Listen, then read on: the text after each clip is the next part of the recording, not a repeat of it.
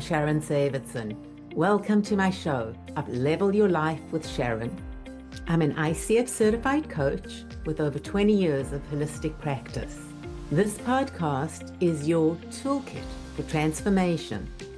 I offer practical strategies to improve your relationships, well-being, and overall happiness.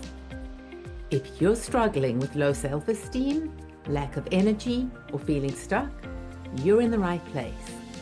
Let's uplevel your life together. Welcome back, everyone. I have a special guest here today, Kevin Russell. Kevin, thank you for being here. How are you? Sharon, it's a pleasure. I'm doing really well. How are you doing? I'm doing very well, thank you. Excellent. Excited for you to share all of the wonderful things that you do.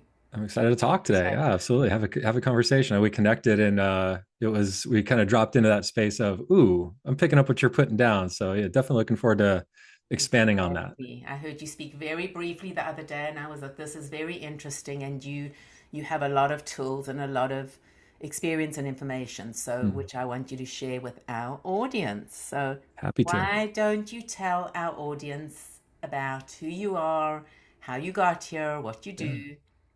Yeah, absolutely. So I'm a subconscious transformation guide. I call it either quantum consciousness coach or mind body mastery coach, and we can unpack what that Yes. means if we want to. For those that don't know, yes. Also, I work in energy, human energy, location energy. I've worked with animals, locations, babies, toddlers, adults. And I've written a book. We published a few books in this space around kind of improving the human experience and meeting at the crossroads of consciousness and awareness and quantum physics and how all that works together, as well as spirituality.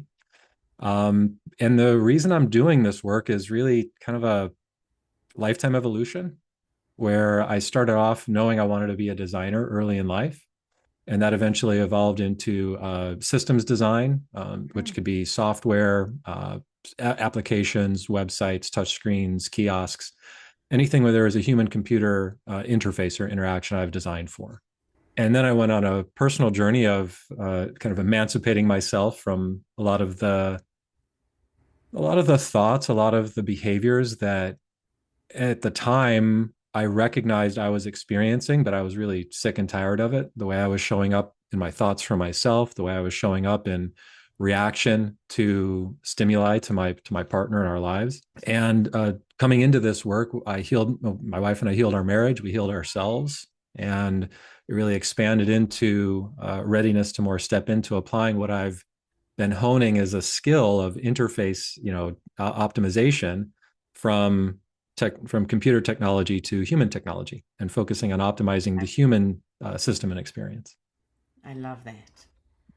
Tell us a little bit more about the quantum consciousness. What does that mean? So for me, as I stepped into kind of that term, I recognized that we can look at it through a few different lenses. One of those might be Christ consciousness, and I would equate Christ consciousness with quantum consciousness. Okay. And for me, a couple of principles really stood out in through the lens of we are the creators of our reality, and none of us are experiencing an identical reality.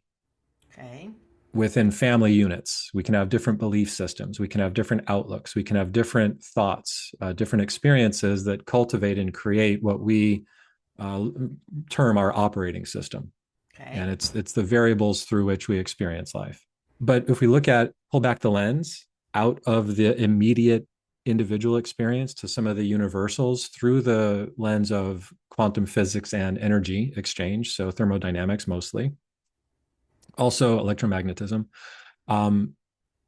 we can start applying some concepts to get ourselves a little bit more free within our own life and be more able to live with and ideally thrive with other humans on this planet.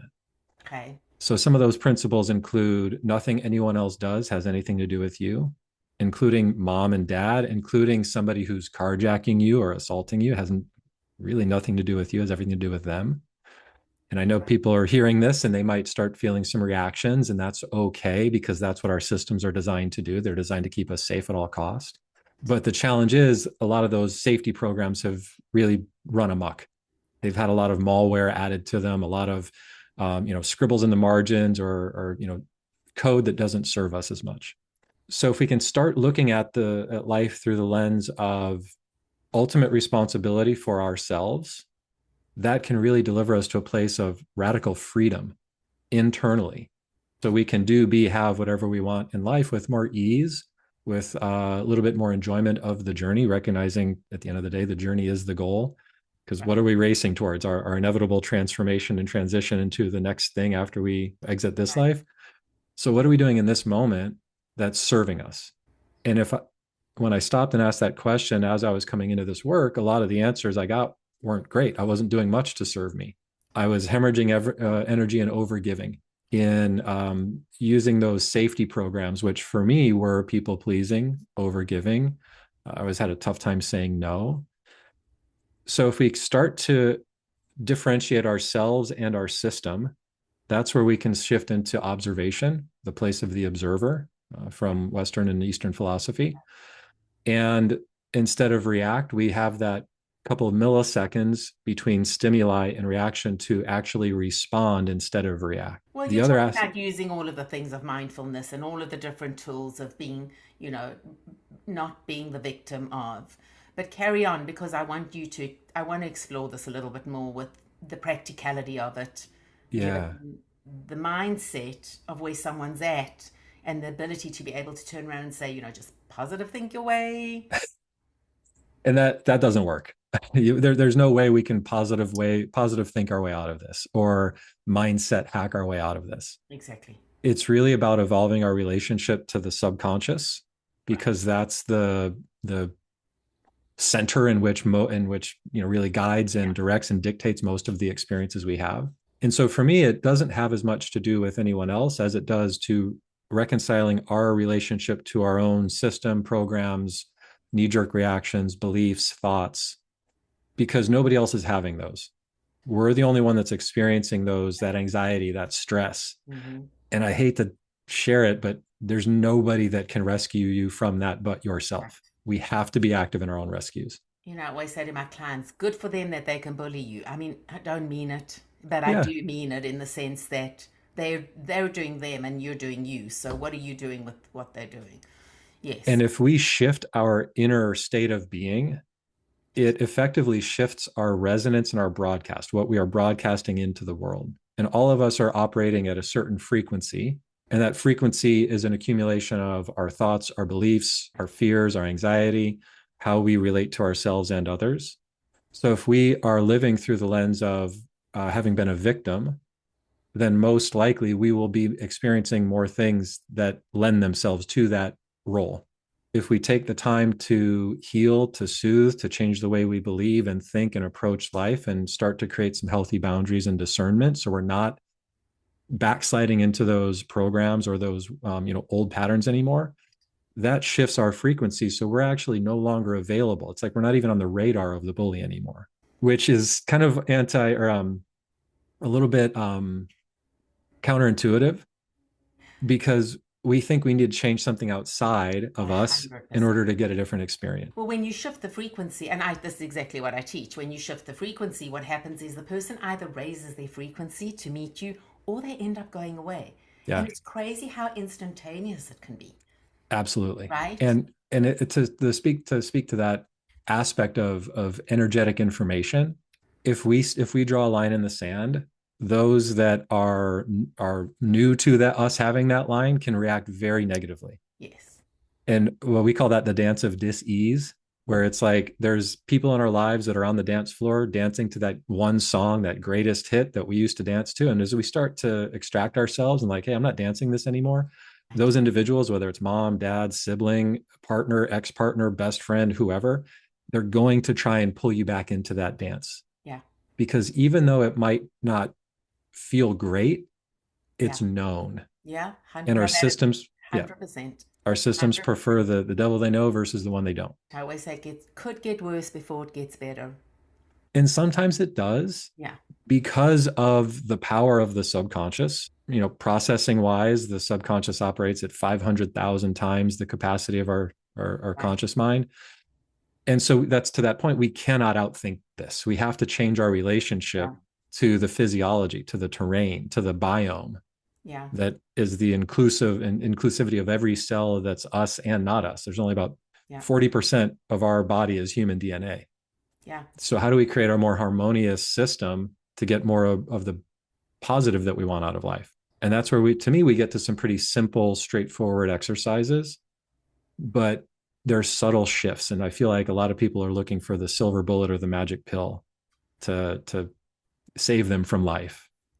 So I do want to I want to hear the exercises. I do want to say one thing is I've worked with many school kids who have been bullied at school Mm. and have changed their energy in order to change the situation. Yeah. And even the way, they look at me like I'm crazy when I say, go there and give them love and do Yeah. this and be kind, like whatever, step into your power and Yeah. come back saying, what happened? I'm always like, you can fire me. And they come back and they always tell me they're now my friend, you know, we're on the same page because they shifted their energy. So let's talk about some of the tools, the subtle shifts. Yeah. Give us some And insight. those are those miraculous outcomes that Mm-hmm. we can experience, Mm-hmm. where we step into more of ownership and carving Right. out our space and Instead of delineating. going, you change, you need to I'm going to Right. tell on you so that you can change. And I'm like, let's try this first. Let's see what Yeah. happens when you shift. Let's see what happens, right? And to me, that's pulling back the lens and recognizing, it's a cliche, but hurt people hurt people. 100%. That bully is only bullying because they are bullied, most likely at home. 100%. But when we're that little kid receiving it, it's Yeah. almost impossible to have that perspective because we're getting our lunch money Right. stolen, we're getting beat up, we're getting roughed up. And this is speaking to some of these tools that sometimes the most powerful thing that we can express or experience is empathy and presence, Mm-hmm. or more delineated boundaries of I'm not accepting this behavior anymore. And sometimes it takes just that, and we can feel changes. Well, so when you're the victim, you get a client, and the client is really in victim mode and is not even necessarily willing to get out Mm. of victim mode. What do you do with that? So that's the challenge, because we can lead a horse to water, but we can't make them drink. And so the desire really has to come from within. So we can work together to change a belief, to release and transform stress at the subconscious level through guided practices and exercises. We're actually choosing how we'd rather feel instead. Speaking to your point about temporary discomfort, the way we describe some of these exercises is like running through the burning building to get to the safety that's waiting for us on the other side. Because what happens is the system records the exact physiological reaction we have in a trauma experience, and it interprets that reaction is what kept us alive. So it just keeps running that program. So And the that's where we brain get. doesn't know the difference between perceived and real. It doesn't matter. It really doesn't. It doesn't. You can imagine whatever it is that you want to imagine. And through that lens, the mind for a lot of our applications is quantum as well, because it's not recognizing past or future. Right. Or it doesn't even recognize the moment. It's pulling from past records and projecting into the future to keep us safe. And it's perceiving threats that aren't there because it wants to generalize its reaction, because it takes energy to keep us safe. And for depending on our size and our build and our input, most humans are in that 12 to 1300 calorie up to maybe 2200 calorie a day range of baseline energy in order to make the body function. So our system's not going to get cutesy or fun with its reactions. It's going to go to what it knows works. So we need to start giving it a better tool. So we work with clients that are ready for these changes, but a lot of times we'll be ready for the internal changes without being ready to change our external environment, or maybe hold those boundaries up, or leave a relationship, or stand up to a bully, or just walk away from a bully. And that's where there's kind of this divergence where if we integrate the work that we do in a one-on-one session where we're really working at those deeper levels in the subconscious, and we support that by integrating different ways of being, whether it's different ways of thinking, different ways of acting, different ways of showing up in life, that's really where you get rapid shifts and really like reap the benefits of the Yeah. exercise of the effort. Yeah. If we do the work in a session and we don't change anything in life, then we are most likely going to get more of the same, even though we're changing things at the subconscious level. Absolutely. The behavior and the consistency is what's going to win out at the end of the day. Which is what I say to my clients. You cannot come here and then not practice when you're out there, because you subconsciously just go back to your old pattern of behavior. Right. And also, I tell many stories about how when I shift my energy in a moment, immediately something will happen in my environment that's different. Immediately. Yeah. Yeah. Right? Someone will start talking to me, someone will engage me, and and I always tell the story. I watch myself going, "You've got this cloud on your head. No one's going to speak to you." Or say, I would never work with you. But the immediate shift in energy creates a different, excuse me, creates a different outcome. Absolutely. And yeah, So, stepping into that new and different potential that we maybe hadn't visited before because we had been unwilling, unable, or didn't know that we could take that step. or there's something that's serving us to hold on to. There's a secondary gain for Absolutely. being in that lower frequency of it's serving us on some level. 100%. Well, that's the survival. Yeah, And at the subconscious kind of viewport, that's the prime directive right. is survival at all cost. So if our subconscious had its way, every single one of us would be on some type of a mood stabilizer, covered up under a weighted Yeah, blanket, eating Ben and Jerry's, binging Netflix, yeah, yeah, because it's a comfort zone. Our system knows we're most likely not going to get hurt or be in danger because we're insulated. yeah, And this can be emotional insulation, physical yeah, insulation, thought insulation, where I don't want to look at the challenging things in the world or in my life. I just don't want to look at, keep stuffing it down. But that's when the energy mutates and starts to express yeah, differently and evolves from the original experience to more chronic states of dis-ease or illness, more chronic states of mental stress and thought imbalance, where things get really negative and dark. And so, yeah, if we're not taking those steps to practice a different way of being, our system's just going to pull us back into those old reactive states because it hasn't gotten the memo that we have our hands back on the wheel of life. And it's like a very reactive, very powerful guard dog who is untrained. right. And Well, so, survival instinct of literally hunting and gathering, and there's a tiger in front of you, right? right. And so And it really is saying, is that what is really happening here? Am I truly in danger, yeah. or what am I, you know, reverting back to my body thinks that I'm in danger and really there's nothing going on? And a lot of that's been co-opted and hijacked Yes. and used with intention for outcomes, whether that is to sell a product or to create Yes. a docile and governable populace Absolutely. or what have you. So it really is like shifting into awareness of the game that's being played at different strata. There's a family unit game Yeah. where mom and dad like to just no, do what I do, not as I say, or children should be seen and not heard, or any other of the misaligned or kind of partial truth programs that we get when we're born, Yeah. all the way up to global and societal and nation level Right. states of control and cooperation. It's very interesting, even working with the young kids that I work with, Mm. to be able to, and I get the ones that are open, right? Otherwise they go, the people who are not willing to do the work go away. They don't stay, right? Because they don't want to, it's too hard. But even at the level of these young kids, where I'm asking them to show up because I cannot change the parent or the parent's not willing to change. So Yeah. what can you do, even if you're 10 or 12 or 14? How can you change the way you're operating in order to change the outcome of what's happening in your life? Yeah. And I think the benefit is like kids are closer to their source. They're closer to their inner knowing. Yeah. And so it's not necessarily as far of a distance to travel to Right. get to that point. But whether you're, 6, 10, or 100, the first key is always awareness. Yep. If we aren't aware of what we're experiencing internally, then it's going to be really hard to do something about it. And so if we can identify the thing as opposed to you're making me angry or I hate, a lot of times that it'll get the I hate you, that reaction from a child. And then the parent reacts because the parent has a bruise that's been poked or is protecting a wound. So awareness beyond the reaction. That's for me number one. Is we don't even have to have it, but at least if we're open to exploring that. Okay, in this situation, why did I react? Yeah.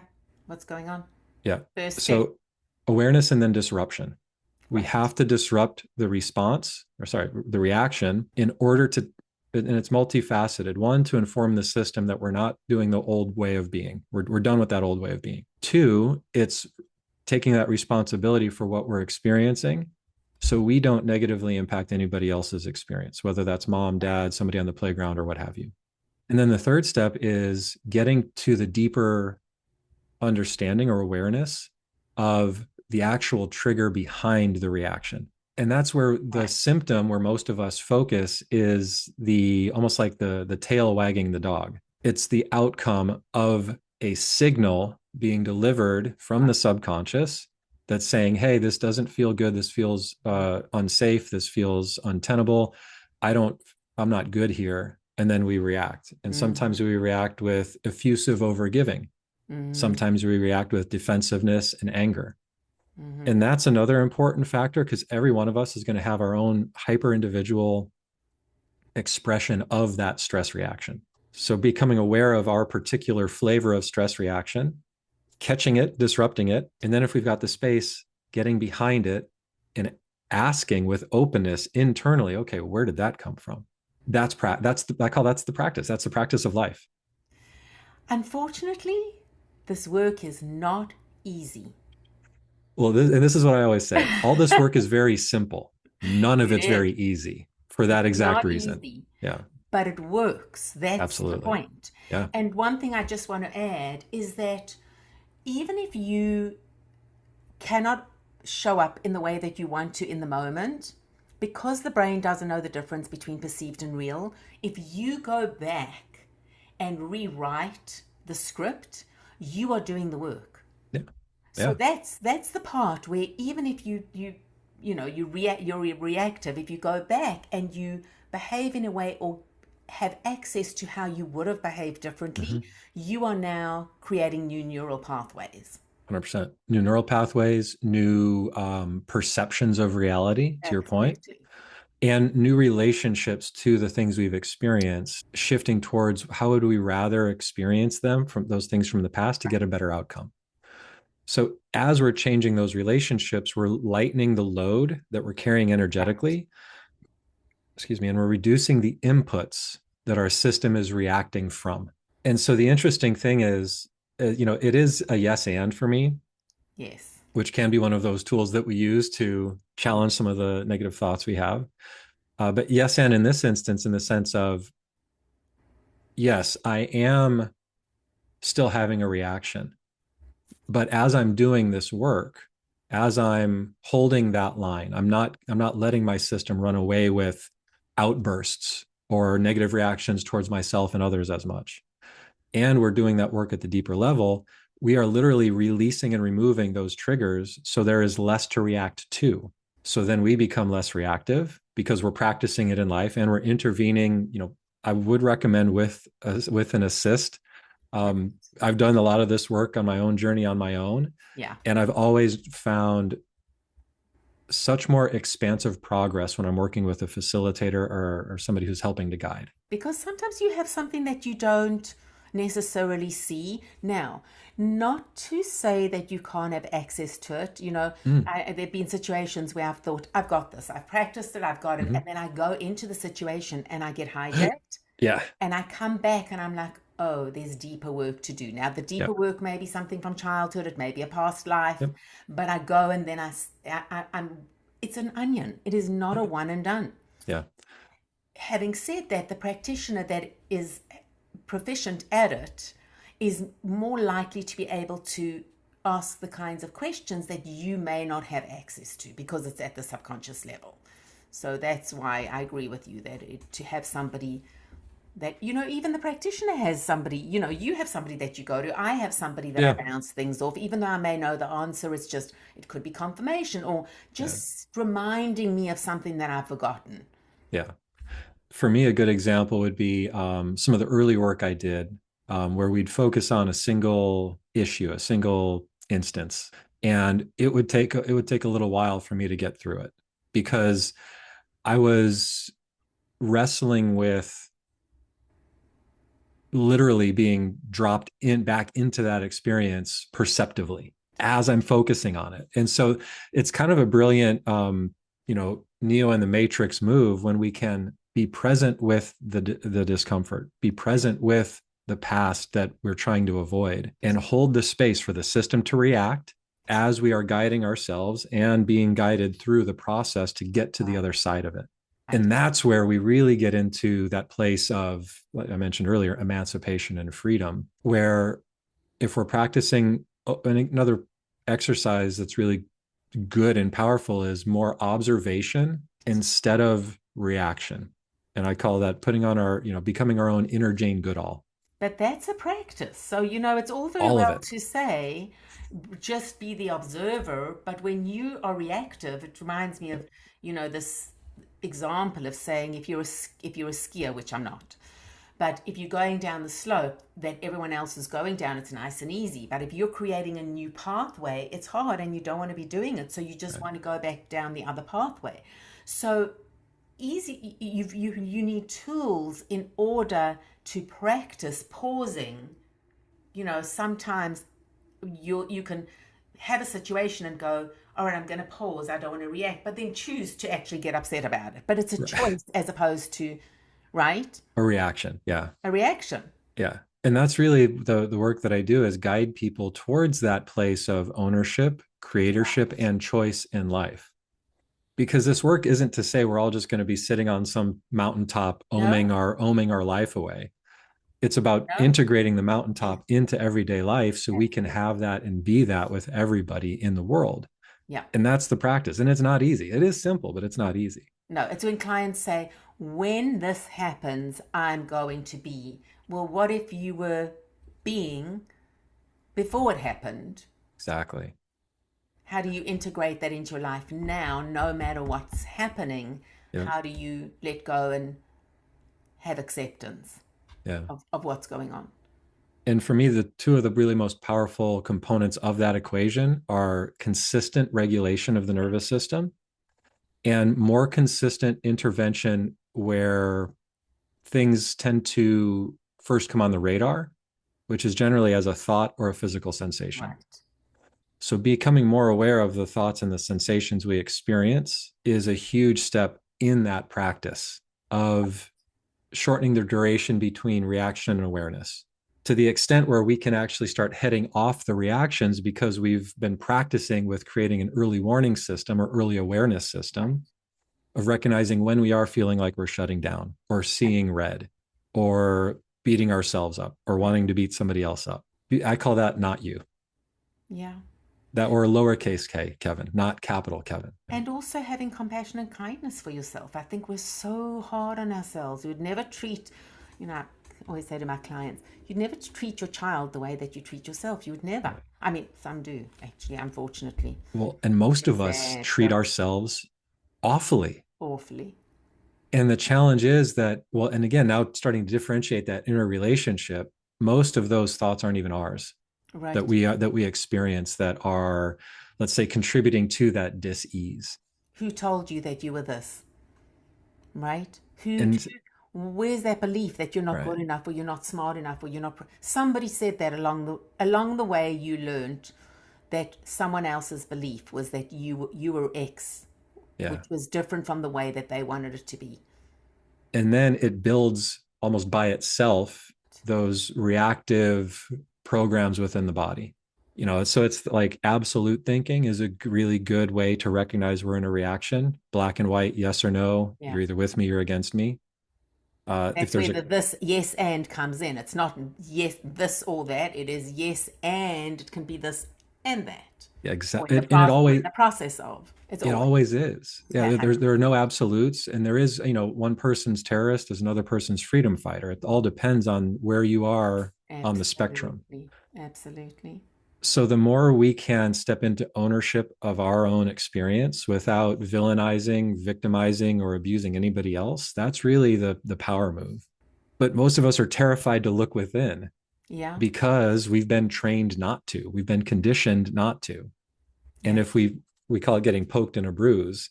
So let's say there's somebody who's 6'7", and somebody comes up and says, "What's up, shorty?"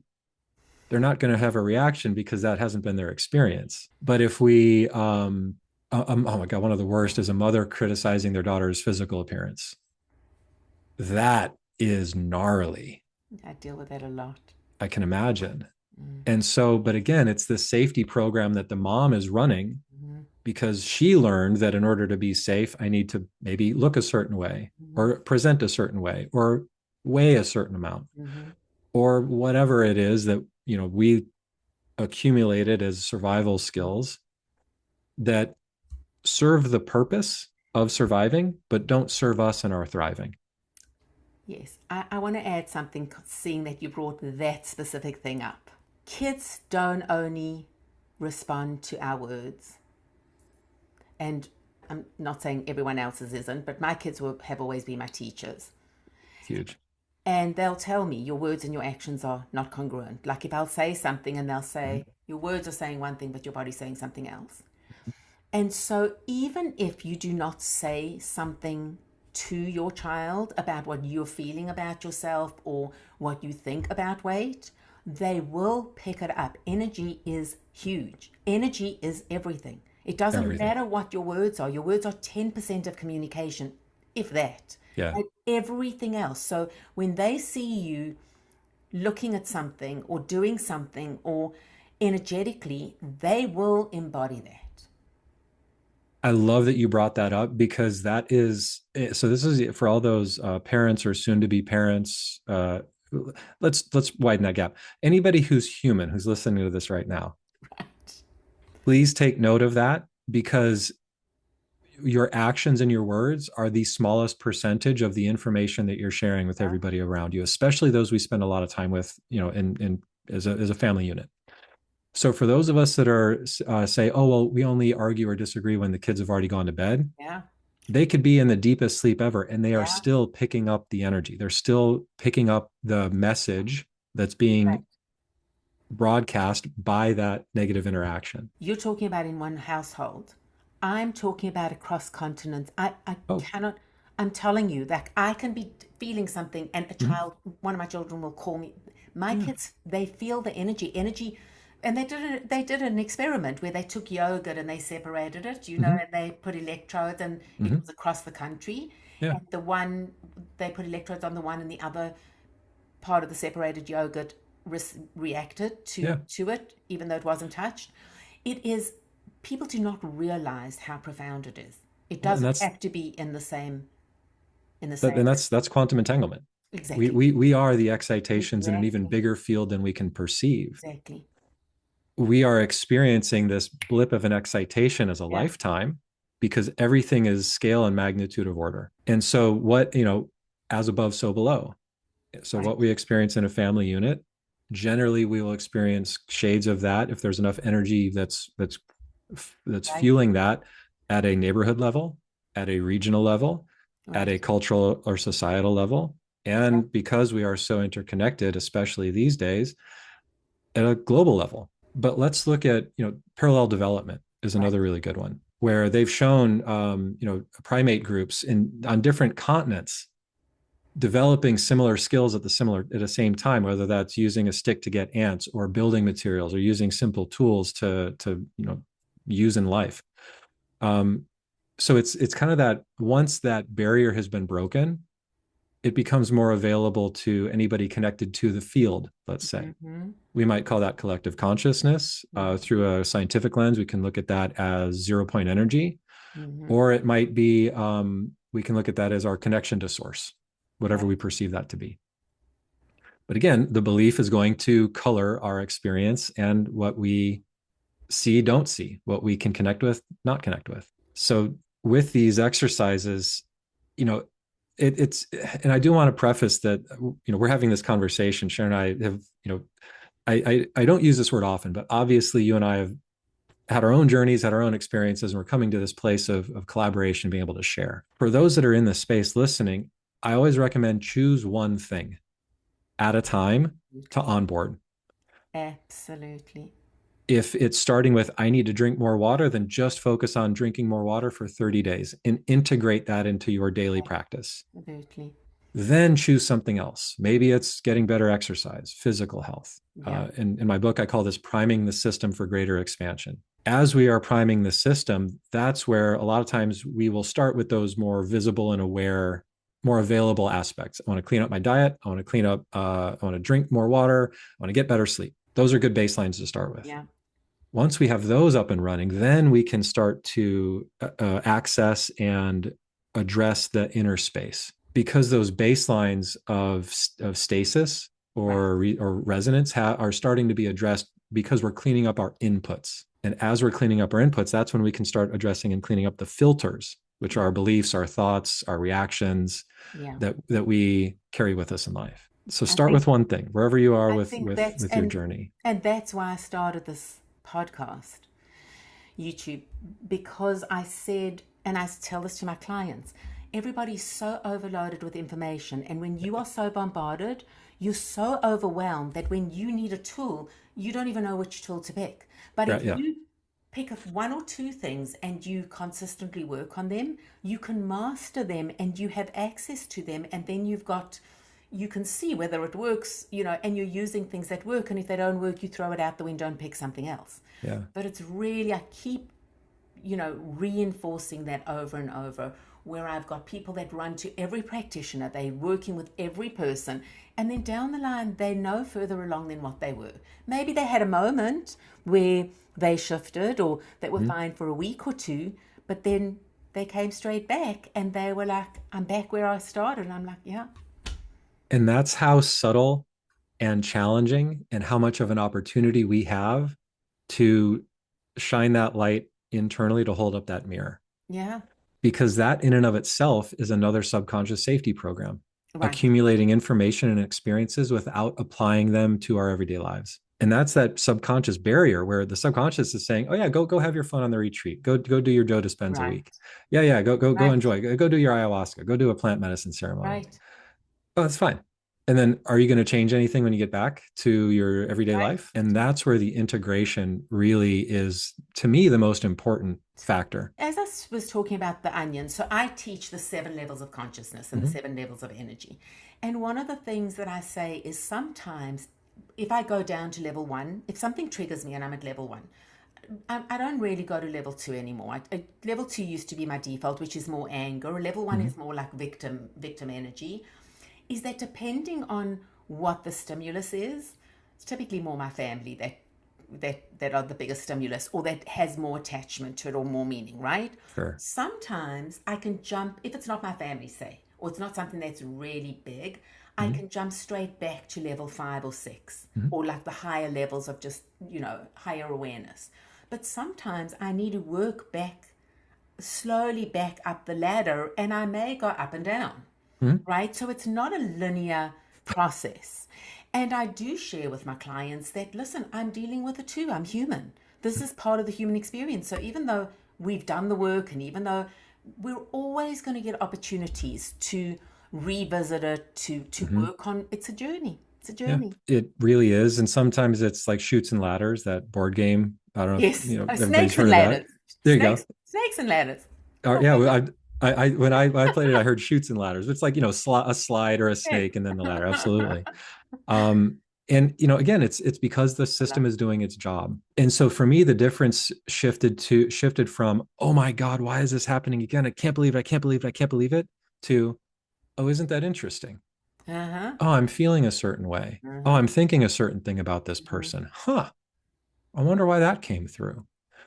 But again, it's creating that space Right. internally in order to support those shifts. And there's a great quote, and I share with my wife Kelly. She's my doctorate and my master's PhD in all of this, because, and I heard this on a podcast, it's not my own, but you can do all the journaling, all the plant medicine Uh-huh. journeys, all the retreats you want. You really want to see where you are on your spiritual or consciousness Yeah. expansion journey, go spend some time at home with your family of origin, or go get in an intimate I relationship. say that. I say my family have given me a PhD. 100%. 100%. And that's, to me, that's the beauty part of this, is that there's always another opportunity to expand into greater peace, greater presence, greater state of non-attachment, recognizing that that's not detachment. And there's a delineation, an important one between detachment and non-attachment. But this is where a lot of times we get to a point of thinking we're doing something. So we might get a badge or a certificate or an accolade, and it's like, oh, I'm doing it. But if we stop looking for continual refinement, our system is going to pull us right back into those old programs that are still remaining, because it's easier for our subconscious to do that than to be a more obedient protector or obedient companion, is that guard dog analogy, as opposed to taking care of it without any other input from us and just pulling at the lead and barking at everything that comes by. Let's just go back, because I want to talk about the detachment and the non-attachment. I think it's really important. Yeah. So do you want to speak to it? I'd love to, yeah. So the way I describe it is detachment is a stress reaction of not wanting to or not being able to deal with our current circumstances. We detach and we shut down. Non-attachment is the ability to be in any situation at any time with any group of people and be in the eye of the storm, so to speak. So on the inside, it's 72 and sunny and a light breeze, even if it's a maelstrom outside of us. The practice for me is shifting to more non-attachment and evolving and emancipating ourselves from that detachment reactive state of protection. So I just want to expand where we say, I'm not going to deal with that person, as opposed to, I'm going to allow the situation to be, no matter who it is, whether it's children, family, whatever it is, I'm just going to allow the situation to be what it is. Is very different, because that non-attachment is a higher level of level 6, 7, you're up there, and the other one is level 1 or 2. I'm going to do this because I'm being a victim or I'm in anger, and it's not letting go. So I do want to clarify those, because I think it's really important for us to look at, where am I? And as we're talking about how do we practice these things, 100%. And the way I term that is, it's playing the game of let them. And then one of the ways that I share that with clients, let's say a client's working with, they're having some trouble with their relationship with a parent. And I'm like, oh, wait, you're getting mad at dad for dadding? You're getting mad at dad for showing up the way he's shown up your entire life? Why are we getting mad at a willow tree for being a willow tree? To that point of non-attachment, expectations is another powerful way to recognize that we are in a reaction. Expectations of a specific outcome in a specific order are almost always impossible to achieve or experience. Instead of just being present, recognizing that everybody has lived as dynamic, as gnarly, as crazy, as awesome, as all the, fill in the adjectives, experiences as we have. And that's shifting to more of a concept or an approach to life of Sonder, which is the recognition that everybody is living their own first person player, best actor, best actress version of life. And outside of our immediate experience, we might be background players or day players or non-speaking roles in some people's movies. But most people's movies, we're not even on set. We're not even in the notes or the production. So stepping out of this place of thinking, I am the most important being ever, which again is true. And we also don't matter at all. But if we're embracing one and rejecting the other, then that's where ego comes in. That's where those protections come in. And so shifting into this place of practicing, and I really do want to emphasize, all of this is a practice, and all we're doing here is practicing. All of us adults, we're still those same little kids in these powerful earth suits that are just trying to keep us alive. And with these new approaches or tactics or, cipher that we can work on translating and having a better time for ourselves, unwrapping those hyper personal states of dis-ease, that's to me the one of the most powerful and fruitful and necessary things that we can do to have a better time in our life, and to also create more of an atmosphere so everybody else can pursue and achieve that for themselves as well. You lead yourself and others. There are many ways to get here. And so there are different modalities that you can use, whether it's the frequency music or whether it's the somatic or whether it's the movement. There are different ways for us to practice and to choose one or two things that will bring us to the observer, the awareness, etc. So I want to talk about a couple of those that you use, and then also I want you to tell us about your book. Absolutely. And the beautiful thing is a lot of this conversation is in the book as well. So it's a lot of Awesome. the practical tools and exercises we can use to start shifting our relationship and stepping into this place of creatorship for ourselves. Right. Um, and I love that you mentioned, you know, trying a few different things or a lot of different things and filtering the ones that really work for you. And I did want to briefly touch on something you'd mentioned just a few minutes ago, that maybe heightened reactive state that we might get experience even as we're doing the work. We call that the extinction phase, Hmm. where we're just about to really peel back that layer, and the system is trying to hold on for dear life to its old survival programs. Yeah, And you that's are where safe. exactly that's where a client comes and is like, oh my I see gosh, it's gotten it. so much worse. Yeah, What's going on? And I say, oh, that's fantastic. yeah, That's exactly where we want to be, because you're starting to shift that relationship to the extent where your system's like, oh, shoot, I'm going to have to give over control to this system. I don't want to. So for me, a lot of my approach was more, it's interesting. Always had a really powerful balance of I want to know more. So research and information, but then also experience and application. I was fairly disillusioned when I was coming up. I was been doing yoga and meditation for about 20 years. About 10-ish years ago, got into some of these more really visceral, practical approaches to be able to move the needle. But the challenge I was finding was the prevailing wisdom at the time, late 90s, early 2000s, was, oh, well, meditate up to 8 hours a day or say your mantra up to 800 times a day, and that'll get you there. And I, kind of as a newbie, I was like, that doesn't make any sense. Coming at it from a practical, pragmatic standpoint, I'm like, that seems like I'm going to be spinning my wheels and I'm here to live my life. So I came across some research that suggests, and I'm sure you've heard of this and probably many of your listeners have had, the quality and content of our thoughts in any given day. And what research is suggesting is, one, the volume of thoughts is astronomical. I don't know if I've ever had 40,000 thoughts in a day, let alone 60 or 70,000, which, some are prescribing. But regardless, I was recognizing that a lot of my thoughts were similar to what I've thought in the past, or were negative in some way, whether it was a critical thought, a judgment thought, a depreciating or limiting thought, a borrowed thought, hearing mom or dad's right. words in your mind. So I came to this understanding that about 85% of our thoughts on any given day are going to trend towards a version of something we've thought before or a fear. And 85% around a fear or restriction, and about 95% a version of something we've thought before, a judgment, a comparison, what have you. So I said, well, I'm not listening to anything else then, because that's like astronomically worse odds than Vegas. So why would I entertain anything going on up here? So I learned how to self muscle test, which is actually a course that we teach. And I practiced every day with non critical decisions. In retrospect, what I recognized I was doing was training my intuition Hmm. by being open and curious and not deciding, but staying open to my system's response to stimuli. So I was testing what shirt I was going to wear, what I was going to eat for lunch, what show or movie we were going to watch in the evening, if that's what we were doing. For exercise, do I want to go for a run? Do I want to go exercise in the gym? Do I want to go surf? Do I want to go for a hike?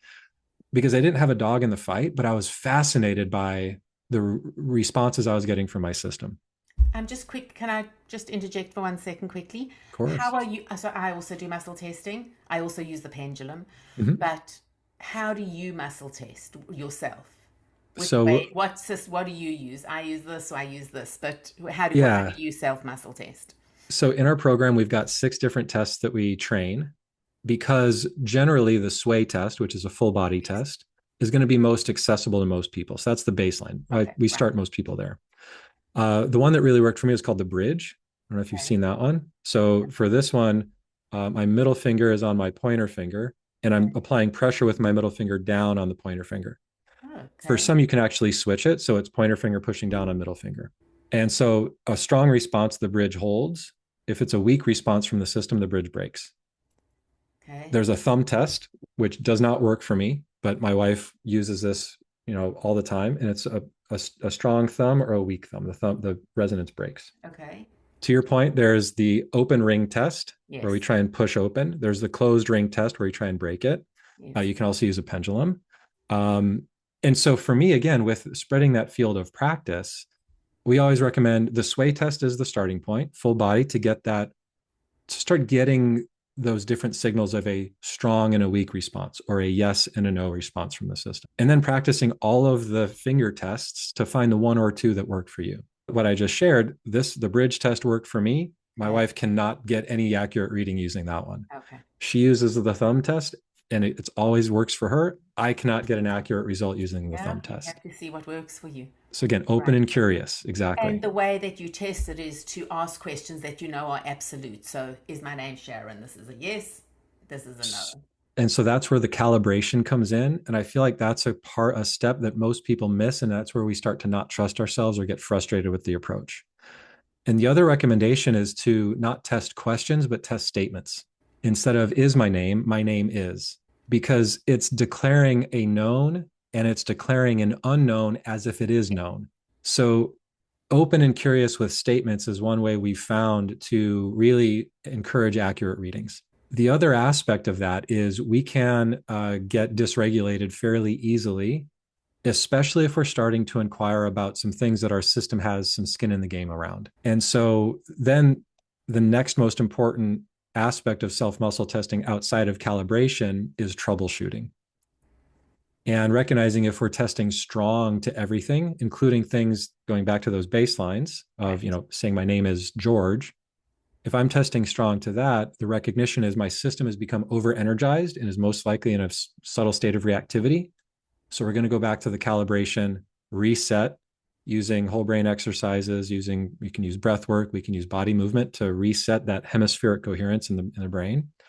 So we are in a more resonant system that's able to receive more accurate information once again. You know where I'm going. Absolutely. Let's talk about the hemispheres. Yes. Because as I was telling Kevin, I did the Educate for Kids, which is kind of what he's going to be talking about. I don't even know how many years ago. It was like 15 years, more than 15 years ago. I love it. I started to do this. Yeah. Yeah. So let's talk about that. Explain to our audience what that is, what it means.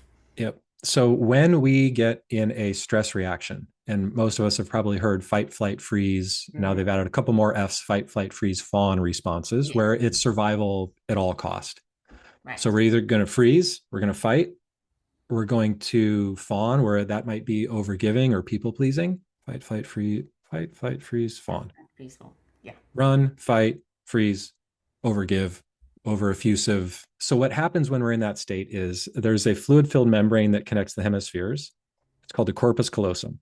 Mm-hmm. When we're in a stress response, the system it's almost like hitting a nitrous button on a race car, where it's injecting the system with energy. And that comes through as an adrenaline dump, a cortisol dump, and we are in survival. And so our hemispheres, it's almost like a neural patch, this fluid-filled membrane that connects our logic and our pragmatic thinking and our emotional and our creative centers. When we're in stress, we dump into our dominant hemisphere, which is reactivity.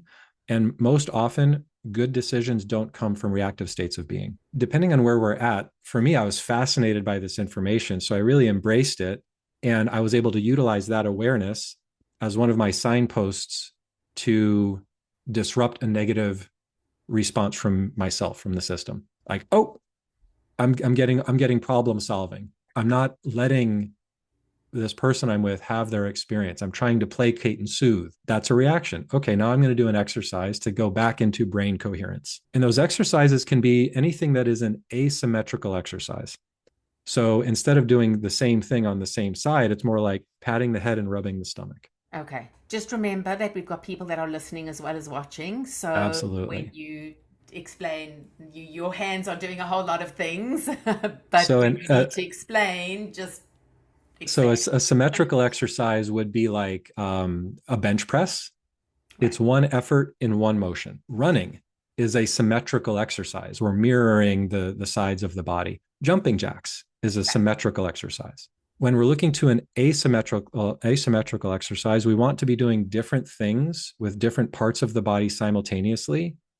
And the way I describe it is if you've seen an outlet in a bathroom that has test and reset on it. So if water gets in the outlet, it doesn't fry the circuit. What we're doing with these asymmetrical exercises is hitting reset on our nervous system, telling it it's okay to go back to stasis and readiness. You don't need to be reactive and on high alert. And so there's an exercise that Sharon mentioned, we've mentioned, it's called cross crawls. And to Sharon's point, with kids, they teach this in Montessori schools. And it's a standing or seated march with a crossing the body tap of hand to knee or hand to thigh as we're lifting that knee or that foot off the ground. And then our spatial orientation is we're looking to one side or the other side of the body with our eyes, with our head pointing forward. Right. So I know this sounds complicated, but once you start practicing it, you're going to notice a few things. One, if we aren't practicing regular coherence exercises, brain coherence exercises, it's probably going to be a little challenging. You may feel off balance, which is perfect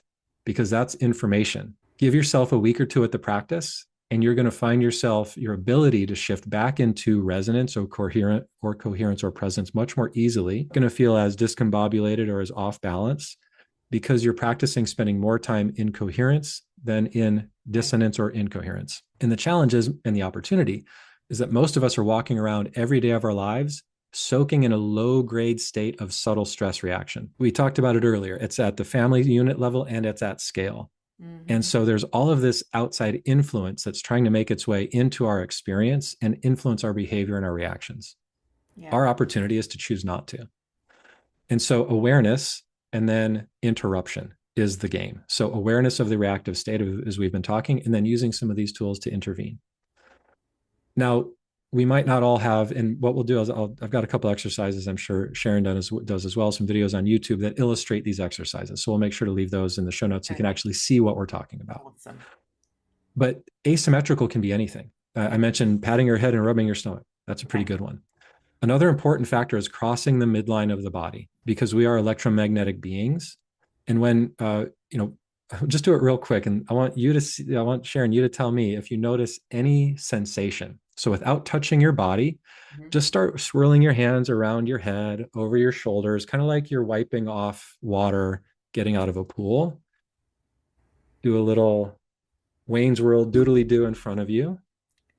And are you feeling anything? I'm an energy healer, so yep. I see and feel energy, so I can feel the energy around my body. Are you getting any tingles? Not so much? No.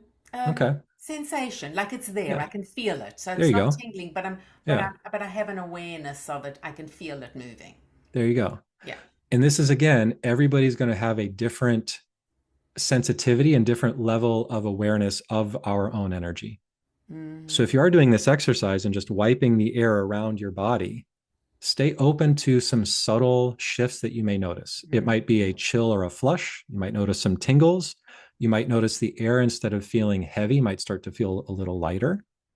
And this is the birthright that we all have an opportunity to step into, is calibrating and heightening our sensitivity and our relationship to these really powerful systems that we find ourselves in. So cross crawls, they can tend to be a little bit involved, where we have to be doing some movements, and we might not want to do that in the middle of a school classroom or in the middle of an office. So what we could do is excuse ourselves to the bathroom, spend an extra minute or two in our car before going into work. Mm-hmm. If we have a tough day at school and had to bottle it all up because we couldn't let it out, the second you get home, go up to your room, handle your energy. I call it energy hygiene. Mm-hmm. So take care of cleansing that before we interact with anybody else. There's some other ones we can do. Again, asymmetrical exercises. So what I'm doing right now is I'm holding up on the screen a thumb on one hand and a pointer finger on the other hand. And I call this exercise thumbs and guns. So the gun is the pointer finger, and then obviously the thumbs up is the thumb. And the exercise we can do to get greater brain coherence and more connectivity between the hemispheres is work on rapidly switching between the two. It's not easy. It's not easy. This took me like 3 weeks. And that, again, speaking to that powerful place of that, this is the practice. Yeah. And so, we can use asymmetrical hand exercises at a stoplight. We can integrate these things into our daily lives. And just the more we hit that reset button and come back to that baseline, the more conscious we're going to be able to live life from, the less reactivity we're going to be able to experience, and the more presence and clarity of mind we're going to be able to access. Yeah. I absolutely love this. There was one more thing that I wanted to address, which was 7 words and phrases to eliminate from your vocabulary for a better time in life. Can we quickly touch on that? Absolutely. So we've been talking about different thought forms Mm-hmm. And most often these 7 words come through adopted thoughts or beliefs. Most of the time they're not ours.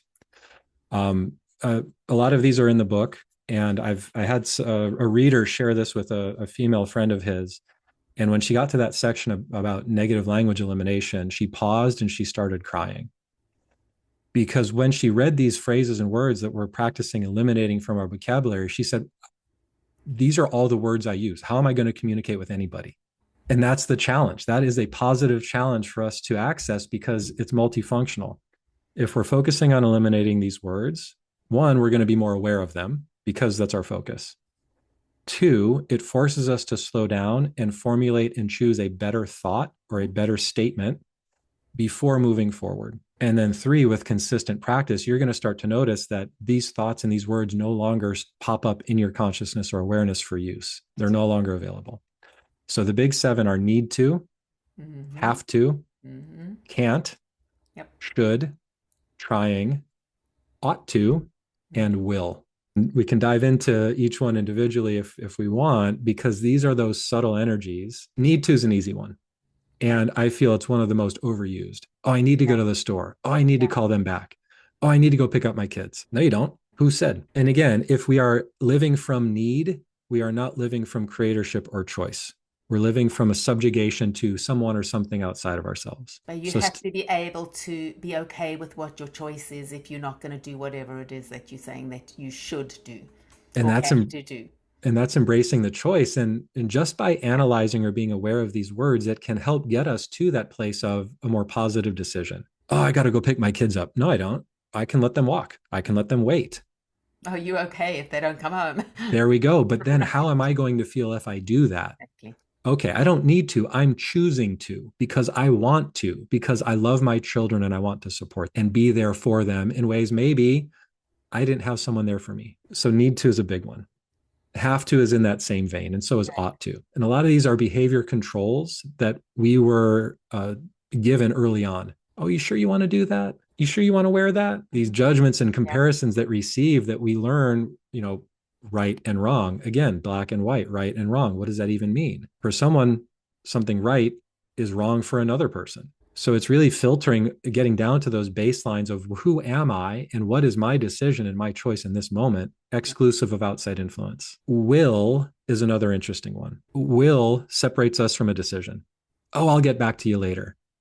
Oh, should as well. Oh, I should really do that. It's kicking the can down the lane instead of making a decision in the moment. And the less decisions we make, the more neural capacity we have to sustain, and the more frayed, fried, and in dis-ease we're going to find ourselves. From a processing capacity, the conscious mind can only operate at about 40 bits per second. So for those of us out there that are saying, oh, I'm a multitasker, I'm really good at it, I hate to break it to you, that's a stress reaction. Yeah. None of us are good at it. Yeah. Sometimes we adopt these behaviors to survive, and then we wear them as a badge of honor, or, oh, that's who I am. Is it? Yeah. Is that so? Is that true? Trying is another one. Oh, I'll try to make it to your party. No, you won't. You know if you want to go or you don't. You just aren't at a place of ownership of your decision, or you don't want to let somebody down, or I don't want somebody else to feel bad, or what will they think of me if I do say or think this thing? So reconciling our relationship with the language we use for ourselves is one of the most powerful first steps in stepping into that place of freedom and creatorship that I feel like most of us want to get to, even if we don't have the language for it. Because at the end of the day, we are all powerful creators. Yep. We are here to create. We are here to utilize our spark that is us, that brilliance that is us, that thing that maybe comes easier to us than others, or pursuing an interest or a passion. That's what we're here for. We're not here to punch a clock and to work a 9 to 5 and 40 hours. It's all artificial. My fascinating question is, how can we pursue these things while also thriving in a system that is still very regulated, very regimented, and very controlled in a lot of ways? And some of us might say, I don't want to play that game anymore. And we walk away and we go homestead or we go off grid, and that's fine. Others of us will try to escape to a monastery or a mountaintop or somewhere, an energy node on earth that we feel more aligned with. And then there are those of us who maybe don't have the means or the ability or the desire to take those, what might be considered extreme steps. So that's where we can practice bringing the mountaintop to us in our own lives internally. So we live from there all the time. And so it's changing perspective as opposed to changing the environment. Absolutely. Because we don't have control over much in life. We don't have control over the people. We don't have control over the weather. I don't care how much geoengineering we want to pretend we're doing. We don't have control over anybody else. And we don't have control over a lot of things we experience internally until we declare it and claim it. And on this journey, another kind of counterintuitive thing is the way I've found to get more freedom in life is to rein in the reactivity on the system. So creating more control within the system to get back to a baseline. But then from there, the most powerful step is releasing all control, stepping into the moment and responding in real time without needing to control ourselves, our situations, our systems. It's allowing things to occur so we can navigate more effortlessly in life instead of trying to force things to happen in a certain way in order to achieve something or meet a metric or feel safe in some way or other. Kevin, you have given our listeners, our audience, a lot of information to think about and also tools to use. I love this. We could carry on talking for hours. You have so much, which is amazing. Where can our audience find you? Beautiful. Best spot is kevinrussell.guide. Okay. And from there, you'll find links to our Quantum Consciousness Training Academy if you're looking for more assistance in embodying and embedding these practices into life. And you can also find a link to Radical Enlightenment, which is basically our company. And it's got where you can find the book. We've also got a lot of free resources from a guided nature meditation where we can release a lifetime of stress. You choose your place in nature and you get guided through a really deep subconscious transformation process. You can identify if you're in that awareness space of the subconscious survival program that is most likely running things underneath the surface. We've also got some support with nervous system exercises and nervous system regulation. But kevinrussell.guide is kind of a good jumping off point to get to any of those. I love it. Thank you so much for being here. This has been awesome. And thank you to the audience for being here, and we'll see you soon. Thank you, everybody. And thank you, Sharon. It's an absolute pleasure. Thanks for the conversation. Oh, this was amazing. Thank you for listening. Remember, transformation comes from action, not just knowledge. What will you apply from today's episode? Visit www.sharonsavitson.com for more resources. If this helped you, please subscribe and share. Let's up level together.